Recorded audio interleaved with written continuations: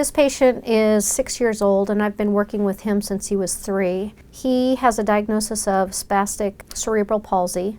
He presents with excessive plantar flexion, knee hyperextension, and pronation as well. As you can see, he's got very bony feet, which need to be padded in some way as he's real susceptible to skin breakdown. He currently is wearing a DAFO 3, which is a plantar flexion block. These braces do a great job in controlling his knee hyperextension, keeping his heels down, and supporting the medial longitudinal arch. I had recently received a phone call from Jill, his physical therapist. She was quite interested in transitioning him to a shorter style brace. He's almost outgrown these braces, and we could actually cut these DAFO 3s down and turn them into an SMO, and that way we would be able to see whether or not he could manage a shorter style of orthosis.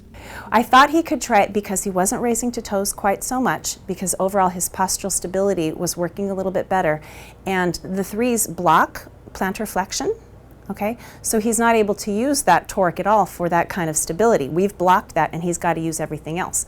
I wanted to find out what happens if we give him a little bit of that back, but still guard out of the significant pronation. So I went ahead and explained to his grandmother what we were going to do with these current braces and the reasoning why we're going to transition them down to an SMO.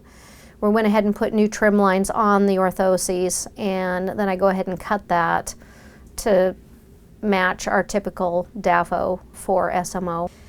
Once we put the braces on Jason in the clinic, right away we could tell that he was getting excessive plantar flexion.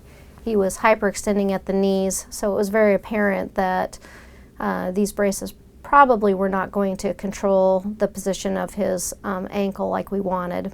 Unfortunately, he has too much plantar flexion tone in weight bearing, so it ended up pushing his knees into hyperextension both in standing and with walking, then leading to hip flexion and more instability. So he's not quite ready for it. So the next step then is, in consultation with Cindy, because it's time for new braces for him, to go ahead and cast, do wraparound and go back to either the 3s or maybe a 2 with a hinge and a plantar flexion block to give him maybe a little bit more flexibility at the ankle, but block the plantar flexion so we guard the knees.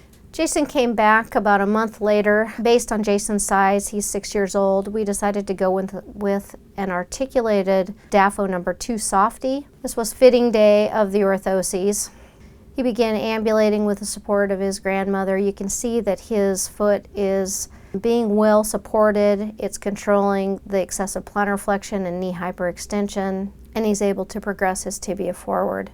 I'm probably going to try it again here in a year or so and see what happens, because I have lots of high hopes that this guy's going to be able to actively use more of his muscles for some of that postural control instead of completely relying on that high-level brace for this.